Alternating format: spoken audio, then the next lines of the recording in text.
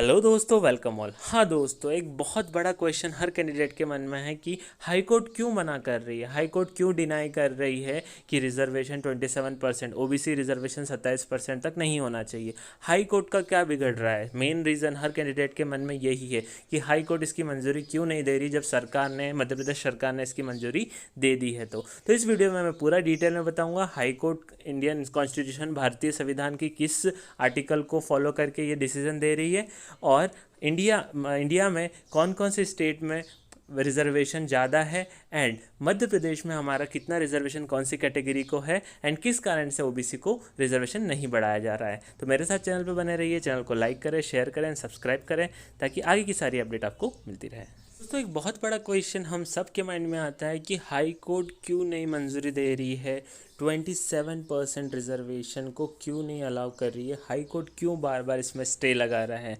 पहले कमलनाथ सरकार ने उस पर पास किया बिल, बट हाई कोर्ट ने स्टे लगा दिया। अभी नेक्स्ट शिवराज सिंह जी की सरकार आई, उसमें भी हाई कोर्ट ने स्टे लगा दिया। तो क्यों जो हमारी हाई कोर्ट है, जबलपुर हाई कोर्ट, उसे एक्सेप्ट नहीं कर रही? उसका सबसे बड़ा कारण है जो भी कोर्ट नियम फॉलो करती है वो कॉन्स्टिट्यूशन के हिसाब से फॉलो करती है। तो हमारे इंडियन कॉन्स्टिट्यूशन के आर्टिकल 15 के सेक्शन 1 में मेंशन्ड है कि किसी भी स्टेट का कास्ट वाइज रिजर्वेशन 50% से ज़्यादा नहीं हो सकता। मैक्सिमम लिमिट उन्होंने डिसाइड कर दी है कि किसी भी स्टेट का कास्ट वाइज रिजर्वेशन 15% से 50% से ज़्यादा नहीं हो सकता। सिर्फ 2 एक्सेप्शनल है, उसमें तमिलनाडु एक एक्सेप्शन है। तमिलनाडु में जो है कास्ट रिजर्वेशन 69% है, एंड दूसरा राजस्थान है जहाँ पे कास्ट रिजर्वेशन 68% है।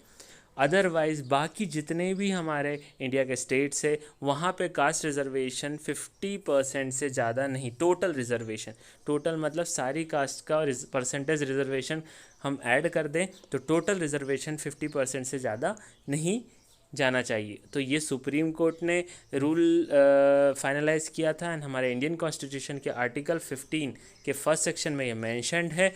इसलिए हाई कोर्ट जो वर्क करती है वो कॉन्स्टिट्यूशन के कानून की, कॉन्स्टिट्यूशन के रूल्स के हिसाब से वर्क करती है। तो आर्टिकल 15 के फर्स्ट पार्ट में ये मेंशन्ड है। अभी हम देख लेते हैं दोस्तों कि मध्य प्रदेश में, एमपी में कौन सी कैटेगरी को कितना रिजर्वेशन मिला है, एंड यदि हम इसे टोटल करते हैं तो कितना परसेंटेज होता है। तो आइए देख लेते हैं वो भी। दोस्तों, हमारे रिजर्वेशन मध्य प्रदेश में एससी शेड्यूल्ड कास्ट को जो रिजर्वेशन दिया है वो दिया है 16%, एसटी को रिजर्वेशन दिया है 20%, एंड ओबीसी को अभी तक एज ऑफ नाउ रिजर्वेशन दिया है 14%।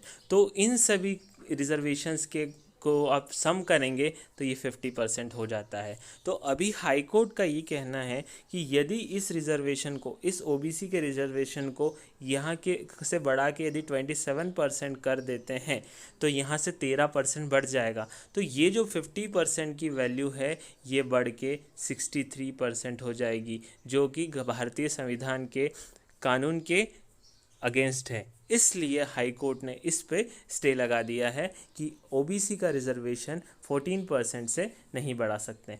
यदि आगे इसमें इम्प्लीमेंटेशन चाहिए तो आपको रूल में अमेंडमेंट करना होता है। जो इंडियन कॉन्स्टिट्यूशन का रूल है उस रूल में पहले अमेंड, जैसे 2 एक्सेप्शन मैंने बताया, राजस्थान एंड तमिलनाडु 68% रिजर्वेशन है वहाँ पे, तो वहाँ पे पहले हमें सेंट्रल गवर्नमेंट का से रूल पास होगा, देन कॉन्स्टिट्यूशन में अमेंडमेंट होगा, फिर हमारे भारतीय संविधान में अमेंडमेंट होने के बाद ही मध्य प्रदेश का नाम भी उस लिस्ट में शामिल होगा।